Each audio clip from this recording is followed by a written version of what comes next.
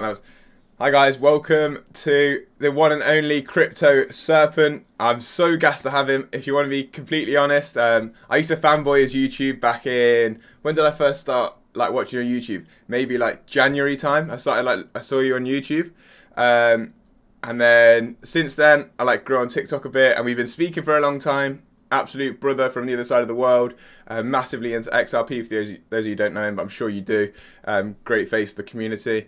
And other than that, I'm just going to let him introduce himself and let you guys see what sort of a guy he is. Thank you so much. Honestly, I always get goosebumps when people say, I've watched you, or I've been keeping an eye on you, or since the beginning of the channel. The channel started in on the 26th of February. But I love the fact that people like yourself are January, and I'm like, yeah, not quite, man. I started in February, but it's amazing, right? I mean, if you had told me this time last year, Crypto Serpent didn't exist, right? There was no Crypto Serpent. There was just a guy in Adelaide, Australia, just doing his thing, learning, adapting, growing his own crypto, for his own selfish reasons. And a friend of mine pushed me in January. He said, look, you got to start on TikTok and YouTube. He goes, you blow up. He goes, the way you talk about things, the way you do things. He goes, people are really going to resonate with that and follow you. And lucky that I listened to him, my friend Daniel. But people like yourself, huge respect, right? That we are back in January, February, March, there weren't that many people that were talking about crypto and talking about it crypto ethically. And then out of nowhere, everyone starts to become a crypto expert, talking about crypto. But there are only a few of us that have true ethics, that are doing it for the right reasons, that we're not pushing things on our followers. And you, the way that you do your things and the way you handle, your TikTok is blows mine out of the waters, right? It's super valuable information that you provide. So when you said jump on a meeting with me, I'm like, hell yeah, I'll jump on a meeting with you. Yeah, thank you. Appreciate that. And I didn't realize that you started in February. And to be fair, Yeah. Thinking all the way back to that sort of time period feels like a lifetime ago in some ways, because of what's happening in the world at the minute, specifically. At that time, I was just running a small company. I still run that small company, but I don't really. I'm trying to sell it actually. I do an hour a day or 2 hours a day. It's like an eco company. I sell eco products in the UK, supply retailers. But I was doing crypto before that, part-time, just researching, and then got into it full-time probably March. I made a big decision because I got offered a job to teach in schools about esports. We talked a little bit about esports before this. I got offered Here we go. I got offered a teaching position at a college for 16 to 18-year-old learners to do with esports. It's just becoming in the curriculum in the UK. That's amazing.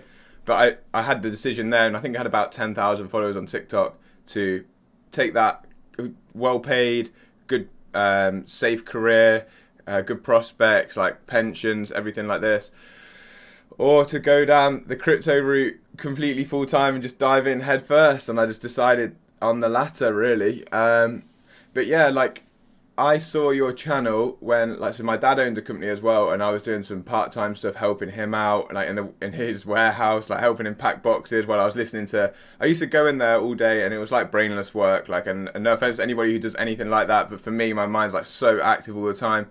I used to have my YouTube in my ears all day, 10 hours a day, and I used to have all the different YouTubers that I liked. Just one after, I queue them before I got to work. I'd listen to one, then the next, and the next, and the next, and the next. And yours was one of the ones that started popping up on my suggested. I didn't even know who you were at that time. And then they started coming up. And I liked the way that you mixed in TA at the end, because I used to do a bit of Forex trading. So had some technical experience, but not a load. I wasn't making loads of money, but I did actually become profitable at the end of my first year of trading, so I was quite happy with that. I did finish the year in profit, which I think was pretty good for a newcomer to the space, because before that my crypto knowledge was just through esports. Just knew about the tech, understood only really Bitcoin. I was a Bitcoin maxi, complete Bitcoin maxi. Someone talked to me about XRP at a house party in like 2017 when they knew that I was into Bitcoin, and I like tried to rip them to shreds. I was used to do all the things that everyone does to me now, like market cap, centralization, those sorts of things.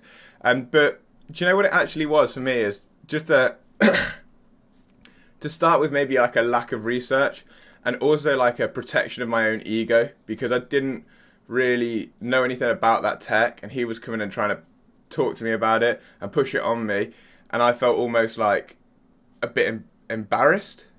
Is embarrassed the right word? I don't really know whether embarrassed is the right word, but he made me feel like my guard was up, and I was like, oh no, like it can never do this, Yeah. it can never do that, like don't be stupid, it's a cryptocurrency. Like I didn't even really believe in crypto, like in terms of broadly. Like I knew what it was, and I was playing around with it online, and we were betting against each other on Call of Duty for Bitcoin, but I didn't really think of it as like a financial tool until this year, last year, when I started to really like think, okay, we're getting some more traction now. Before institutions or anything were involved, or any countries or held it on their balance sheet, I said to my friend, I was like, look, bro, like this is gonna happen. It's the time. Like I don't know even now. Like I was on a Spaces last night on Twitter, and I was like, even now I don't know if it's right now, like if now's the time, but it's too late now. You can't go back. It might be this year, it might be next year, it might be the year after, but now the Pandora's box is open and you can't close that again. So what's your journey with crypto? Yeah, so basically, September 2020, I was with a friend. We were out, we were out to just I believe it was a Friday night, and we were just sitting there having some drinks, and like there's two types of people, right? There's the people that talk nonstop about their crypto portfolio, and there's the people that are a bit shy. But he was on the shy side, but he felt confident to tell me about what he was up to, because he believed in it so much. And he told me how he put his whole life savings into XRP. And I was like, whoa, hang on a minute. Like, as a friend, I was like, well, man, like, you got to protect yourself, diversify. You need to do this, you need to do that. So we spent 2.5 hours and him telling me all about the tech and what it's going to do and how it's going to do it, and everything that's going to happen. And I rushed home, and I didn't know anything, but I rushed home and opened up an account, and I put $4,000 into XRP that night. Because if I woke up the next day, I wasn't going to do anything. And that's just, like, it was do or die, right? I mean, like, I was either going to take the information he had given me that night and quickly do it, or I wasn't going to do anything. So that was probably my first day in crypto. I do have Forex background. I have learned it like a couple of years ago as well. So I knew that I had that I could back up from, and also the mentality around, buy the dips, support your strong fundamentals. Don't look so much into what the price is today. Look at the project for what it is and the foundations that it is. Extremely volatile compared to the Forex market, but the majority of the principles are the same. And to think that from that day, like February, starting the channel, and today I think I've looked it up just before our chat. I think I've made 600 videos on YouTube. Wow. In this time. So I've been busy, on TikTok, a lot of people are like, oh, why should I listen to a person that hasn't been in crypto for as long as me, or I've been in crypto since 2017. What do you know? But I believe those are all excuses, because I believe people like yourself, people like myself, we've worked and grinded every day to get to where we are and to get to where our knowledge base is. So for me, to a listener out there that's thinking, I don't know if I want to start a YouTube channel, or I don't know if I want to get into crypto, right? You can always catch up. You can catch up and beat other people, right? So I've dedicated this year 2 to 3 hours of every single day minimum into crypto. No if, no but, staking, DeFi, learning everything, XRP, VeChain, Ventum, just knowing and wanting to learn more. Now we've got Web3, Metaverse. It's never ending. It's forever growing. So yeah, September 2020, I started my account, just opened up XRP. A month later, I put some money into Polkadot. Back when Polkadot was like maybe $4.20, something like that. Nice. But then January is when my light really switched on. That's when I started the TikTok account. And then it got to 12,000 followers pretty quickly, TikTok. And that's when people started going, like, we need more of you. Can you do a YouTube channel? And again, I went to that crossroad. Do I? Don't I? There are other people that do it. Why should I do it? But then I sort of figured that, you know, some of the people that talk about XRP and some of the other projects that I had in my portfolio, their videos go for like 20, 25 minutes, 30 minutes. And I thought to myself, if I can do what they do in 30 minutes in 10, someone's bound to want to listen to me rather than them. So that's what I did. That's awesome, man. What a story. What a story. So when did you sell your Polkadot? Did you sell any Polkadot? I've switched profits from Polkadot into other projects. But I still hold Polkadot. I'm still a massive fan of the entire Polkadot ecosystem, Moonriver, and other things that are going to happen inside that particular ecosystem. I think, you know, that, you know, your Terras and your Phantoms and your Avalanches have definitely, you know, taken the limelight away from Polkadot for a little bit. But again, it goes back to foundations, right? So too many people focus on what the price is today and not what it actually is. And that's where I think a lot of people go wrong. Yeah, for sure.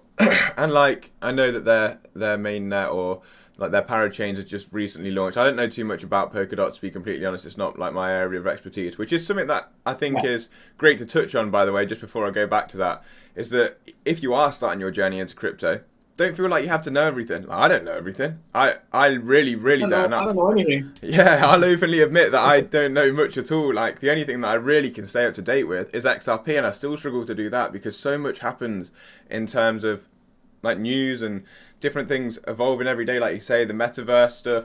Like, I'm getting into NFTs at the minute, and my God, that's a different world. I tell you now, like, it's madness in there. So don't ever make yourself feel stupid or like drowned by information. There's so much stuff out there that it is impossible to do it on your own. Like, you can't do everything. So just try and find something you're interested in and go from there. That's how I'd say to get into it.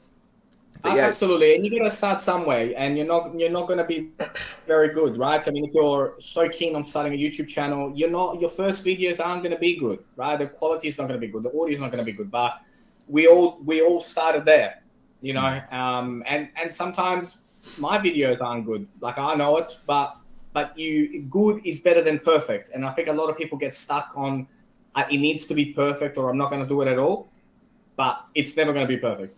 Yeah, exactly. And I think that like some content that I put out, definitely I don't think is like my best, but what I just try and think to myself is, if I learn something every day and I could put something out there where someone could take some value away from that, then that's fine. Like, it's good enough. And then just going quickly back to the Polkadot thing, because that can lead us into our first topic of conversation, which will be XRP, is I think that this bull run particularly is not still utility based, even though we are starting to get some like not necessarily use case. I'd say the only real proper use case, apart from like ODL and stuff, which is out there, but that's not even being priced into the market, in my opinion. Not in the same way as like speculation is. The only real use case is like El Salvador buying Bitcoin. Like, to be completely honest, in my personal opinion of what's going on in the market, there's not like too much in terms of like financial structure. I know that RippleNet are like setting those rails, but the reason I make this point is because all of this year, everyone was like gassing up Cardano. Like, Cardano rallied like 100%. Then we had smart contracts come out in like October, and since then it's taken a dive. And like, that really shows me where the space is in crypto. Everyone's like speculating and pricing in how big Cardano is going to be, and maybe not even pricing it in. Maybe it's just hype and running up, and then the actual utility comes out. People can then start using the project, and the price dives. So that makes me know, like, or think. Just the same way as like, that's why I was talking about Polkadot, is because we've been waiting for people have been waiting for their parachains, and now people are like bidding on parachains, and I haven't really heard anything about Polkadot since. And like, maybe that's me just like having my head down and not really understanding like what's going on out there. But I feel like we are still so stuck in this like speculation, like hype based cycle, that the utility isn't being priced in. Because I'd say that XRP in an actual, like a utility space, is probably up there, if not the top utility-based crypto, and then there's no hype around it at all just because there's a lawsuit. So then that really affects the price. I'd like to know what you think about that sort of. mindset. Absolutely, absolutely. I think you're spot on. I mean, if you look at, sorry, if you look at HBAR, Polkadot, VChain, Zilliqa, Hmm. XRP, all projects that are super projects, right? I Hmm. mean, VChain, a 5-star blockchain, like working in so many different verticals, so many different niches, just sitting there quietly, like taking, you know, not having the limelight. And at the moment, it is a speculation market. Like we should not have, Dogecoin and Shiba Inu anywhere near the top 100. Mm. Anywhere. No, like they should not be anywhere near that. So we are so early in crypto, right? There's only 4% of the world that's in right now. And like I mentioned, like people are just so keen on making a quick dollar that they're willing to not go for the great projects because, oh, well, it's not making money. I don't care about it. Yeah, and I think that like your Dogecoin and your Shiba that you're talking about there, like our generation maybe, and it's like a mix of like our generation like trying to gamify investing because of boredom. One, because we're inside so much, but also we have like disposable income that we just want to throw around, like you're saying, to try and flip into a few quick dollars. They're not even really. No one's really looking at what the project does because if they did, they'd see that Dogecoin was a meme and inflationary. But it's still what the market wants in terms of like people our age want to gamble. That's what they want to do. They want to take Yeah. their. If you've only got $200 in cash, and you can't really do much with that nowadays. Like I don't know what it's like there, but with $200, what are you gonna do with that? But if you can flip that into 400 to 1,000, you might be able to do something with that. Like do you lose anything if you lose $200? It's just next month's paycheck, and you can go again.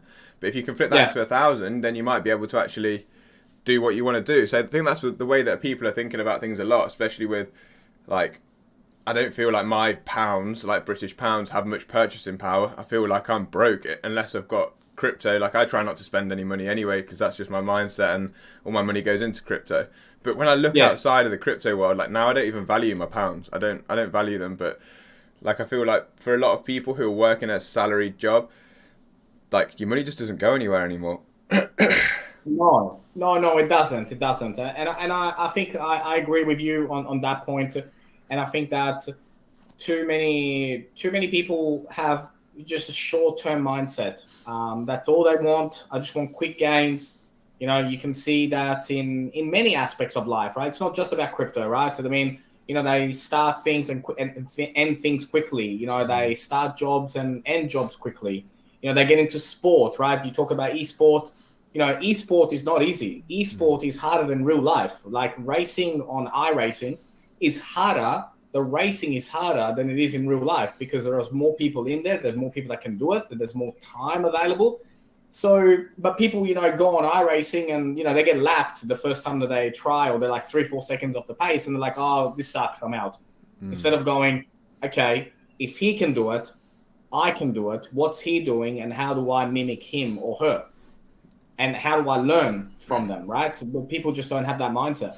Yeah, for sure. And I think that like goes with like finance as well. Like I don't know, in the UK, for example, like a lot of people my age, if they want something, then they will just get it rather than even thinking about like what it means like long term. So for example, someone wants like a new car, bang, I'll take a loan out and I'll take finance and I'll have my flashy new car or like those they're the sort of things that the way that our generation thinks. I think it comes from like having instant gratification or needing that from like social media all the time or whatever, being like okay, like I can't be patient, I can't wait for that, like I need this $200 to be worth 1,000, otherwise I don't need it, and like I want that car, so I'm gonna take a loan out. I'm not gonna think about how that's gonna affect me in the future. I'm just gonna do it now because I want it. I think that's Yeah, like our generation, or well, my mindset around people in the UK anyway. But absolutely. We're the same here. so let's get into XRP. I know we've talked for a long time now. Really enjoyed that. Hopefully, everyone enjoyed that chat that we had. We'll start with XRP. And what do you want to start? What do you want to start? If you want to direct the topic, and if not, then I've got an idea of where we can start. Look, I can talk about XRP all day, every day, or from now until next Christmas. But I think what an incredible company, what an Yeah. incredible vision. They've taken a year where it would have crumbled. Most companies in the top 100 would have crumbled under the pressure of this monster lawsuit. They're standing by their ethics, they're standing by what they believe in, they're fighting for the greater good of crypto, right? I laugh when people are like, oh, I hope XRP loses, because like, do you want the entire industry to lose? But for me, it's exciting. I think on-demand liquidity and the numbers don't lie. People lie, but numbers don't lie, and I think it's exciting. Yeah, so what they had this year, like 130% quarter-over-quarter growth, and then like a Yeah. 25x since Q3 of last year. And this is why, like as I said earlier, the utility's not being priced in yet. What company No. grows 25x in a year and still, well, if you go to Q3 of last year, before the SEC lawsuit, I think XRP got to 66 cent. Yeah.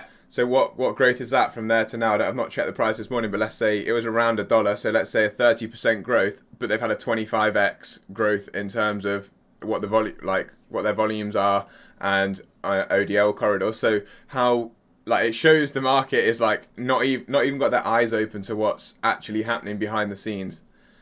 No, they don't care. They don't care. It is being suppressed. The market will just look at the price right now and be like, why would I get into that if the price is not going to move? If they're in a lawsuit, why would I get into that? And then the media does a great job at creating the fear. But for me, what's really fascinating, I mean, I have my own personal opinion about the lawsuit, and I think that the lawsuit is a fairy tale that has been told, like Santa and Pinocchio and the Cinderella. Santa's real. All the little stories that we tell kids, I believe the case has been made on purpose. It serves no purpose. It's stupid in my opinion. And I think that it's all because of this reset that is happening in the global economy. And when the switch gets flipped, the people that are XRP haters are really going to hate life.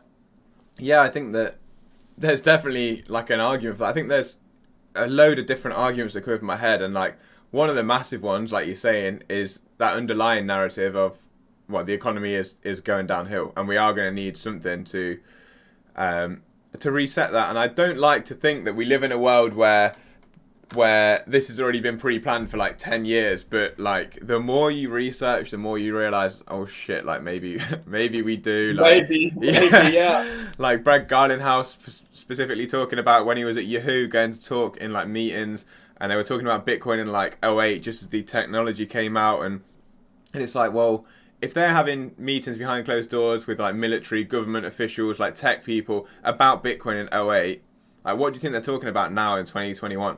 Bitcoin came out in 2008, and it's just I've got a question for you. So David Schwartz, yeah, and the theory that he's the inventor of Bitcoin. What are your thoughts? I don't know. I don't want to put a yes or a no on that, because I know that he patented some cryptography work in that. When was it? The 80s or the 90s? Yeah, 89. Blockchain stuff. Then I was 1 year old. Yeah, the guy's an absolute genius. If I watch his YouTube, well, I remember actually, I haven't watched him for a while, but when I was first getting into crypto, so I probably really was hammering it, not full time, like I said, because I was doing those part time stuff. I'm running my company, but nearly full time with the amount of research that I was doing. I started to try and watch some of David Schwartz videos in March, and I couldn't even watch them because my guy's just so smart. I feel maybe I could watch them now because my knowledge base has increased, but he's a literal genius, and it wouldn't surprise me if. I don't know if Satoshi Nakamoto's a group of developers. I don't know if he's governmental. If these meetings, like I said, are going on behind closed doors with Brad Garlinghouse and other military officials, there's probably another layer above that, that people don't know about. So are a group of developers working with people who are developing something like that? I don't know. But I can't imagine, unless he's died, I can't imagine a world where someone just holds 1% of that indefinitely, because what are they they haven't even used the wallet, so what are they really gaining from it? They're just sitting there thinking, yeah, okay, I coded some sick code that everyone's now buzzing over, but like I'm not going to benefit from it. Like, what's the point in holding 1% if you're not even going to use it? You may as well just distribute it into the wider population if you want to be that guy who's, or maybe Yeah. they just do it as a flex. Like I literally don't know. I just think that something about that whole situation doesn't make sense to me. And could it be David Schwartz?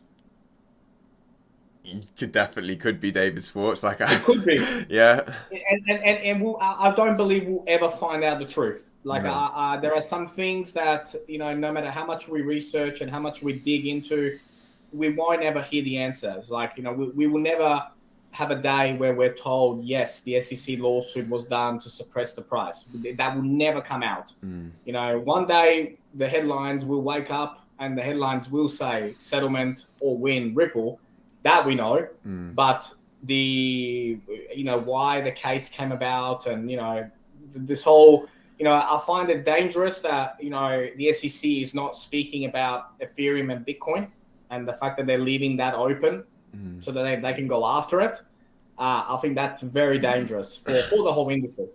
Yeah, I think it's a bit mad, like what's going on. Like at some points along the journey, like we're saying, I think, it's so planned and like not necessarily planned, but like it's been way more calculated than you think. But then you got to mix into that is like the human population has a lot of like, I don't want to be like down, like shit on anyone, but there's a lot of idiots, man. Like people are there that like even like Gary Gensler, right? He's a smart guy, like he is. I can't say he's not. He's very intelligent. He's made like 110 million like over his life. You can't be too stupid to do that.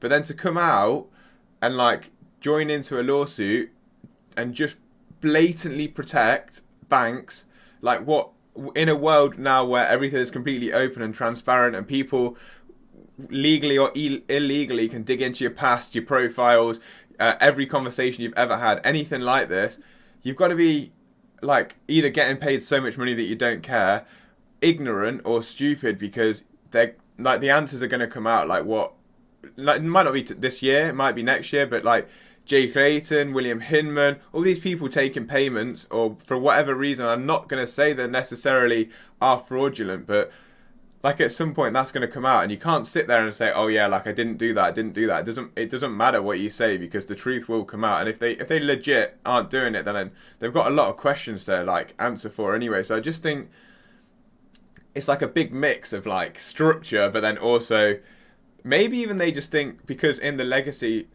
bankers, they've had all the power the whole time and they've told people, no, you're not doing this, we are.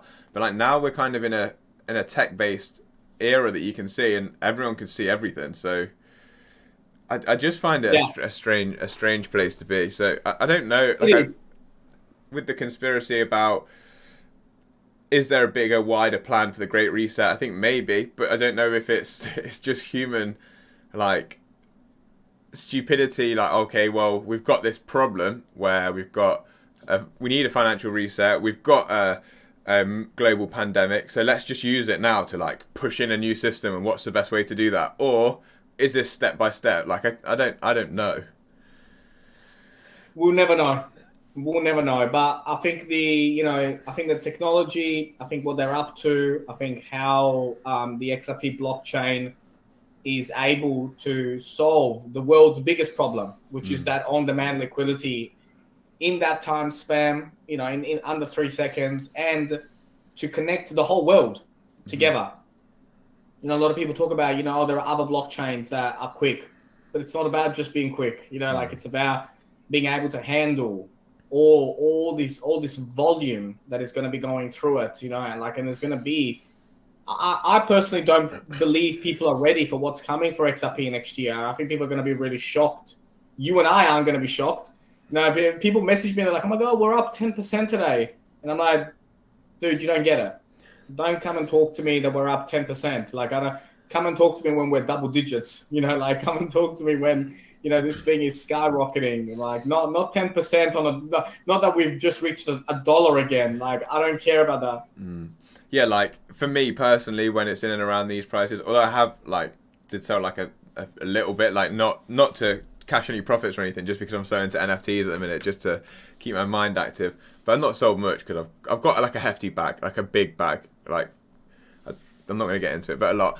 Anyway, so I'm in exactly the same position as you. Like, I feel like the main positive, aside from all the tech, because a lot of people can now compete with the tech, like I'm not going to say they can't, but the main thing that Ripple have got is the first mover advantage, and exactly what we just talked about before. They were in the ears of the banks, and they have been. Like, whether you think that's a good thing or not, like, it doesn't matter for me. I'm an investor. Like, I think the tech's good, and I can see where it's going.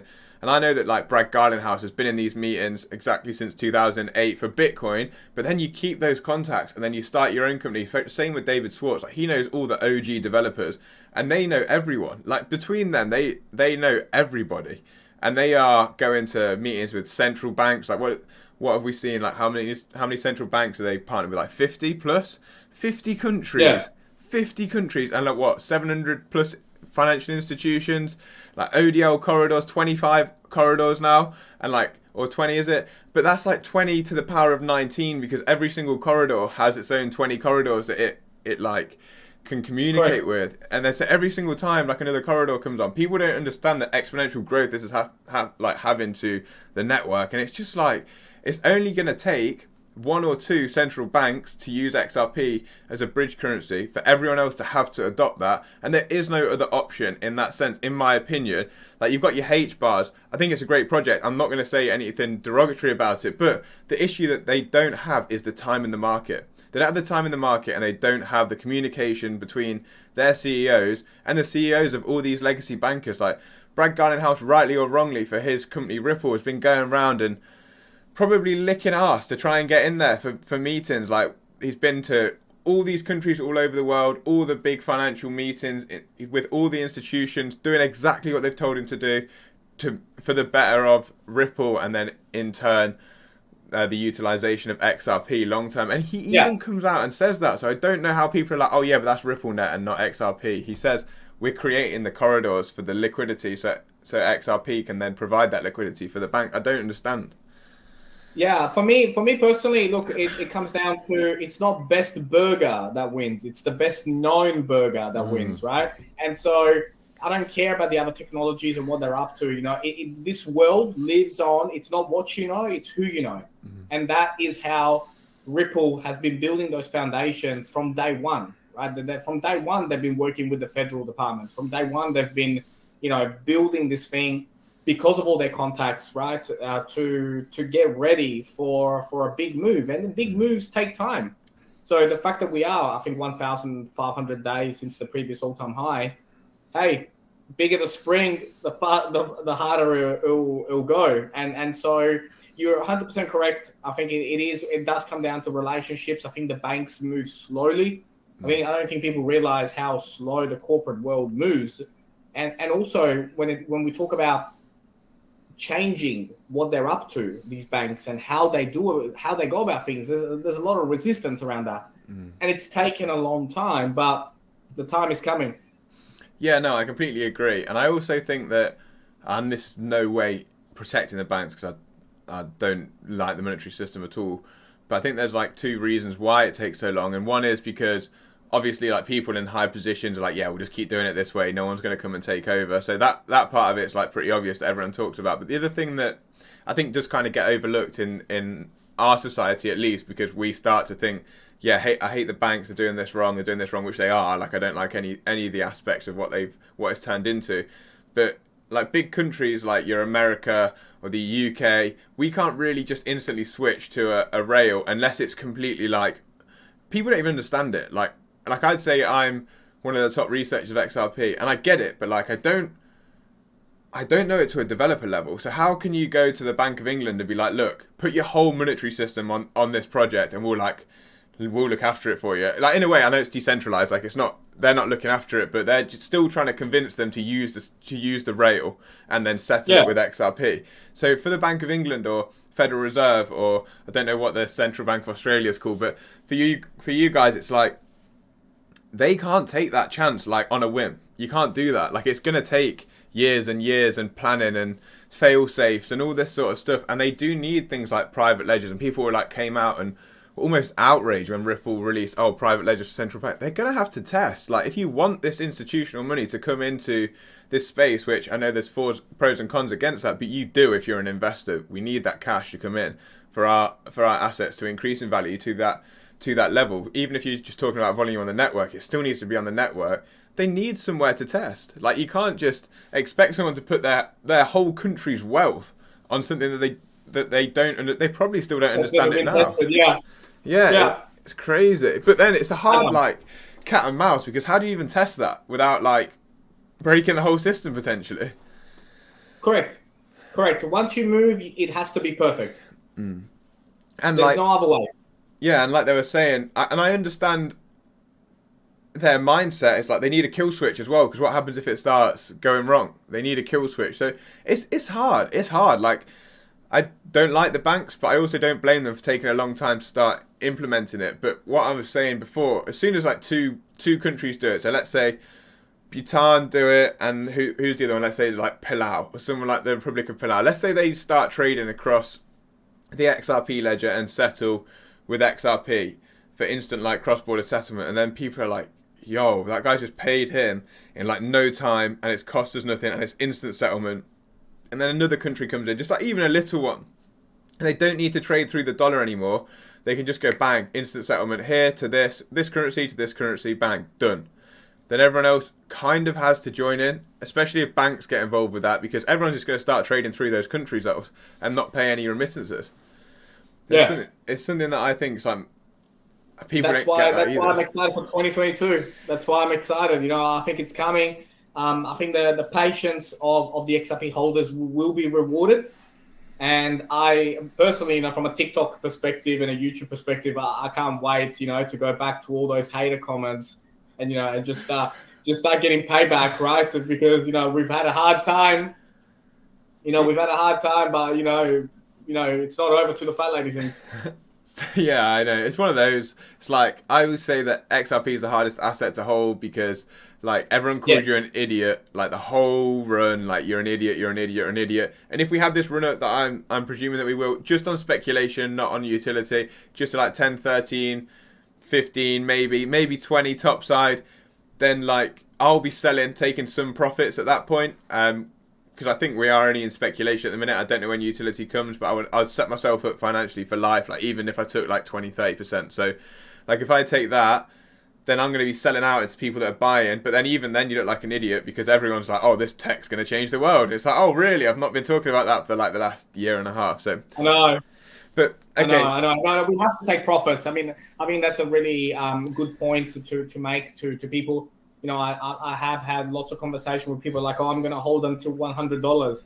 And I think that's wrong. You know, like there's so many things that can go wrong with that strategy. But I think, you know, from where we are right now, $1 to 20x on what we have right now, it's a good payday.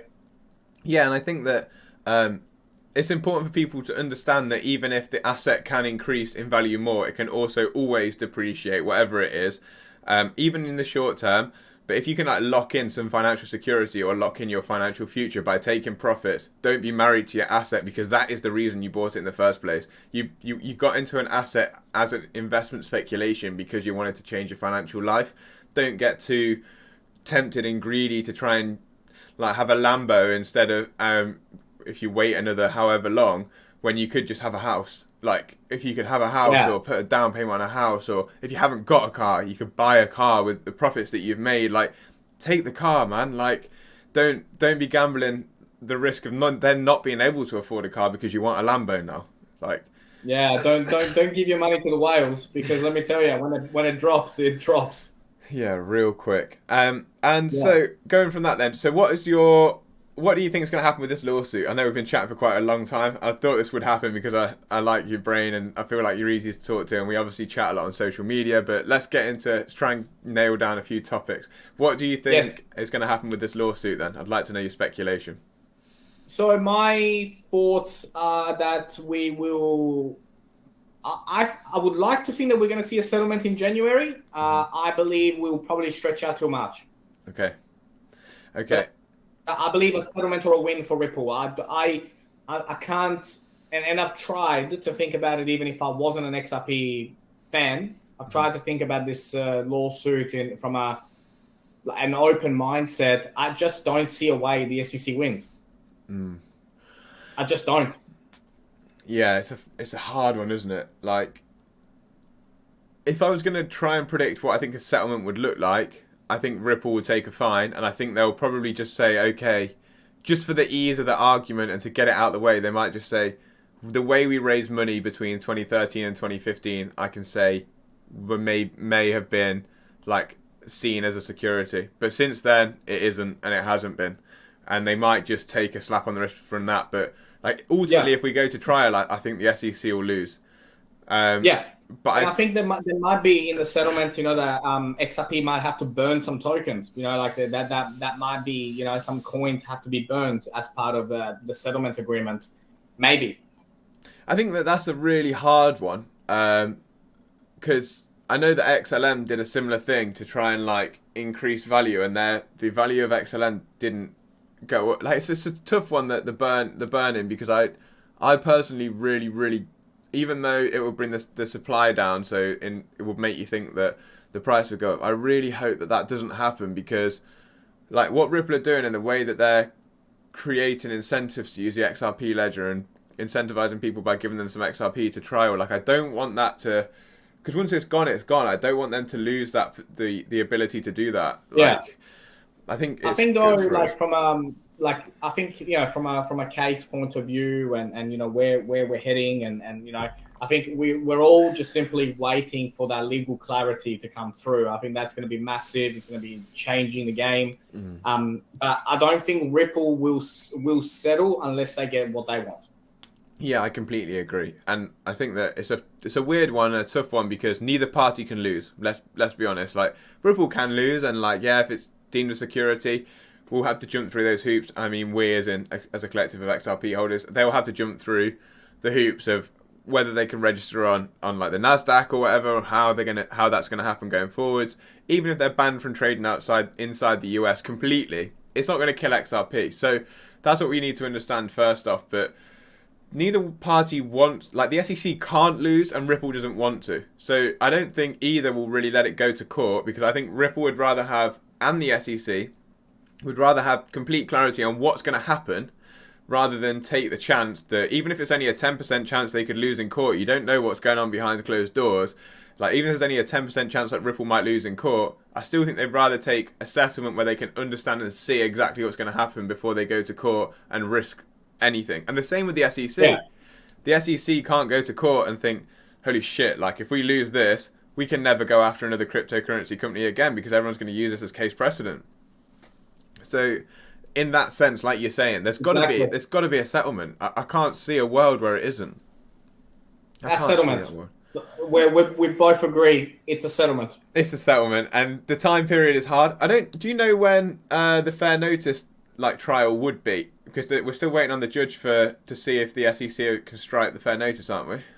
As far as I'm aware. Yeah. Look, I mean, I know that the next important date is the 19th. It was meant to be the 14th, but now it's been pushed to the 19th of January. So I know that's the next date. That is an important date. I'm not sure about that one there, about the exact dates that are happening. But I can see. I would like to think January, but I think we'll stretch out to March. Yeah. Okay. Well, I hope that it's January, because actually, Me too. I'd like to see the XRP price organically grow more before we see a settlement, because I think it's going to be a multiplier on the price. So if we get up towards all-time highs and then we have the settlement, I think that's going to be an explosion. But from $1, we might get a 600-700%. That'd be great. Still going to be $6, $7, $8.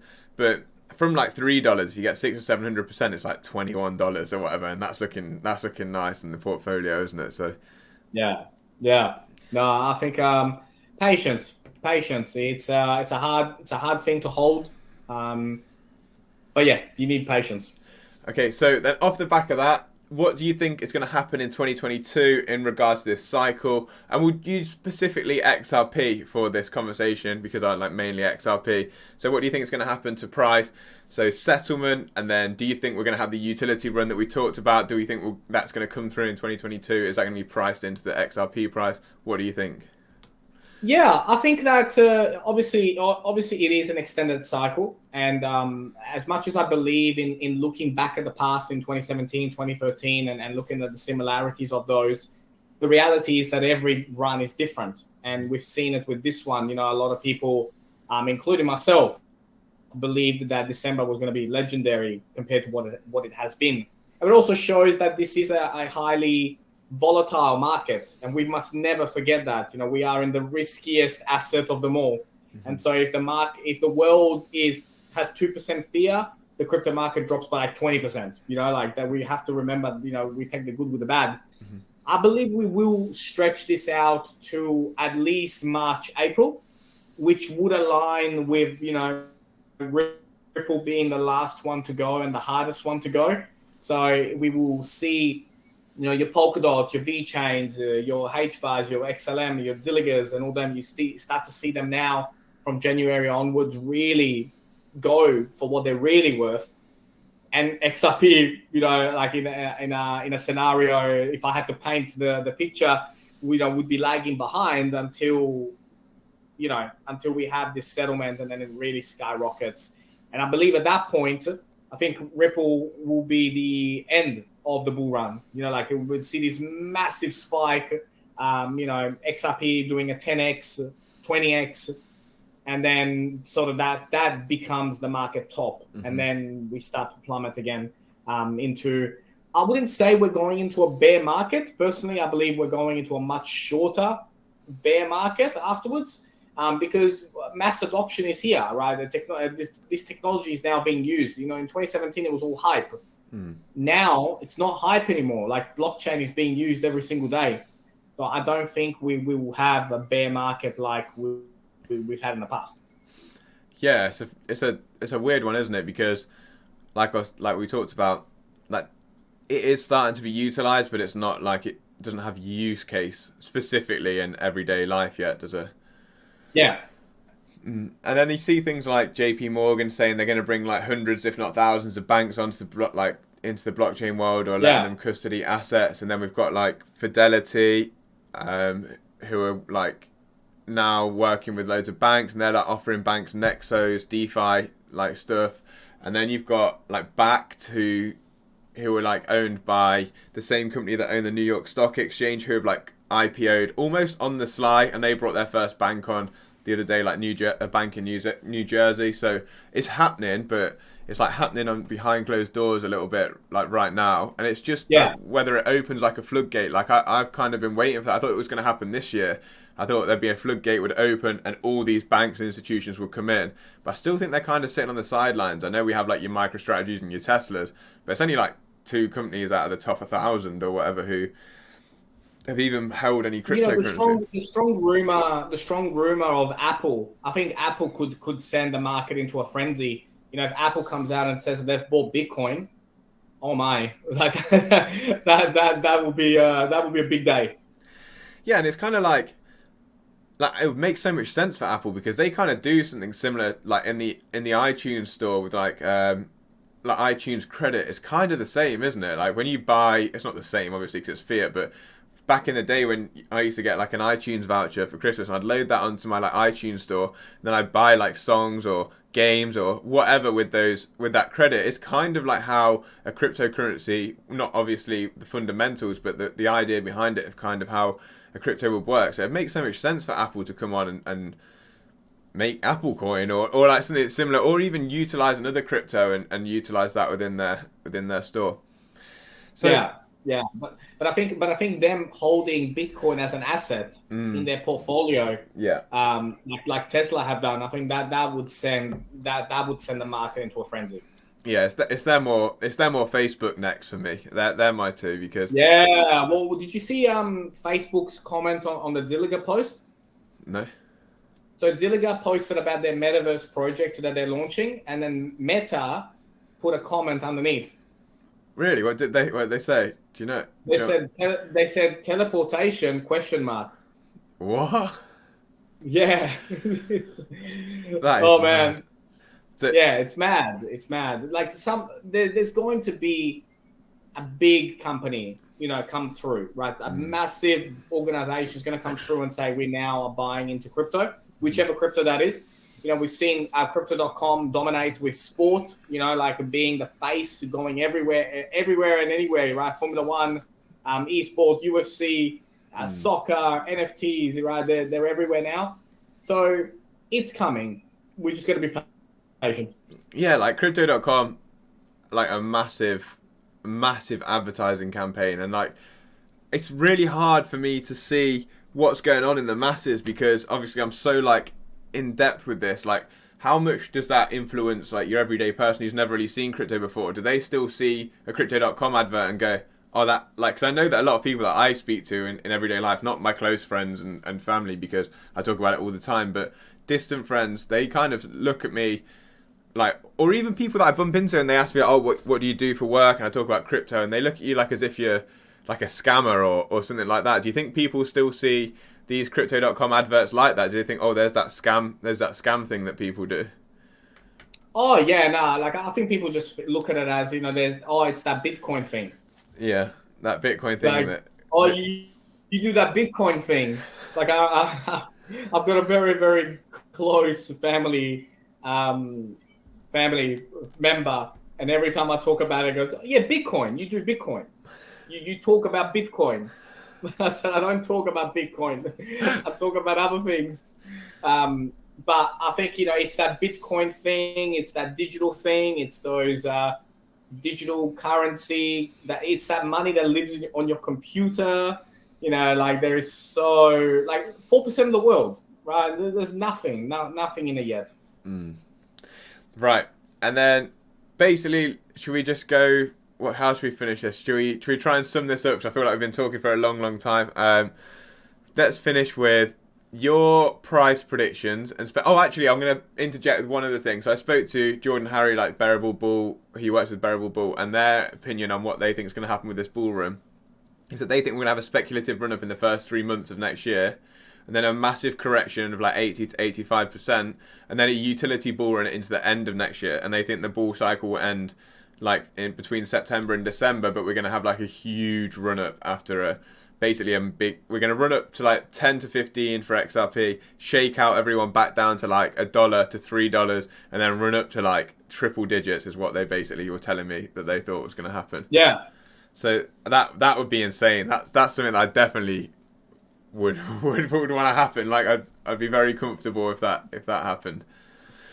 But yeah, look, I think that I think we are extending this run. Like I think the run is extending, and I believe if people can hold, because obviously a lot of people are over leveraged at the moment. If you can hold on for dear life and hold throughout that 80% drop off that happens next year around that April. Probably around April again, like it happened this year. And then they hold on and then continue afterwards. I think that would be very, very exciting. But I think, take the profits, take some profits, like around that March, April. Don't get too greedy. Don't live too comfortably. And then make the most of what is to come. But I believe long term, right? I mean, timing the market will always be timing the market, and the best thing that people can do for their hair loss and for their sanity is just to stop looking at it every day. Like I think there's going to be a lot of people that are going to get excited when XRP gets to $3, and they think that that's as good as it's going to get, and they're going to sell. And I think it's stupid to hold for so long just for $3. Yeah, I completely agree. I just think that back yourselves, you know what I mean? Like back yourselves and back what you hold. Definitely. And if you are that stressed about your portfolio, I get stressed about my portfolio. I'm like 95% in there, and I've got so much research on the tech. So I can imagine people who know less are definitely going to get feel a bit of emotional. And like, it's not like, it is natural to feel like that. But the best thing to do is just increase your knowledge. Like the more you learn, like I don't get emotional and think, oh, like my world's going to end or anything like that. I just think I'd rather it went up than down. That's basically that's where my thought process goes. And that's natural for everybody. Even if you've got like no money invested into it, like it's still going to trigger some kind of emotional response. But you've just got to understand in this way, like having a plan is so important, like a take profit plan, and also understanding where your asset's going to go long term. that really can help stabilize like your mental space. I believe so. I agree. So last thing we're going to talk about here is I want your price predictions. Everyone loves this at the end of a video. Let's do it. We can go for whenever time frame you want, whatever price prediction you want to give. Hit me with utility and a speculation based price prediction. Yeah, so I believe that we will by March. By March, I believe that we will be in double digits with XRP. So I think we will. Like I think we will have a $10 to $12 XRP, maybe even 14 to 16, depending on the FOMO that kicks in around that time. Mm-hmm. I think we will have a massive correction. Mm-hmm. There will be definitely be a massive correction at that point, where we will drop probably down to $3.60, $4. I don't think we're going to go back down to $1 again. But then throughout this year, my subscribers have burned me by, like it came back down to $1, like multiple times throughout this year. But I believe that we will, and this is pretty crazy, but I believe we will end 2022 in triple digits. Wow. Okay. So, and that's just based on, the on-demand liquidity, the mass adoption. Like I look at the year that they've had already this year, with a lawsuit. Imagine without a lawsuit, right? I mean, a potential IPO listing. It's going to be massive. Yeah, I can see that. And then you've got obviously like CBDCs potentially coming through and different financial institutions, like all the rails starting to open up. That all the Middle East money that's about to come through the space. It's the digital euro. Like I mean, they're in it. I mean, they're right in the thick of it. Quant XRP are right in the thick of a digital euro potentially being created using these technologies. I don't think talking about triple digits is crazy. No, I can see that. And like we saw the France to Switzerland test, didn't we? Of the well, I think the French use, what do they don't use, not the French, the Swiss use, what is their currency now? I've forgotten. The franc. Yeah, franc, that's it. The franc to the euro, that test is massive, and the fact that like we almost confirmed that XRP was involved or Ripple was involved with that is like, yeah, it's huge, and that almost got brushed under the carpet. It's crazy. I think look, I think Bitcoin was the first to get to 1 trillion, but I believe XRP will be the first to get to 10 trillion. Whoa, and that is a great way to end this this interview or meeting. Thank you very much for joining me on this. Crypto Serpent, everyone, go and give him a follow. I'll put some of his socials in the description, but you probably know who he is. What a chat this has been. Thank you very much for giving me some time on Christmas Eve. Thank you so much to everybody listening. If you're watching this, obviously you're probably watching this after Christmas, but a Merry Christmas. A Merry Christmas to you. Congratulations on the channel. Keep going, man. Keep going, and I hope you guys have an amazing Christmas. And to you, brother, and hope everyone has an amazing 2022. Thank you for tuning in.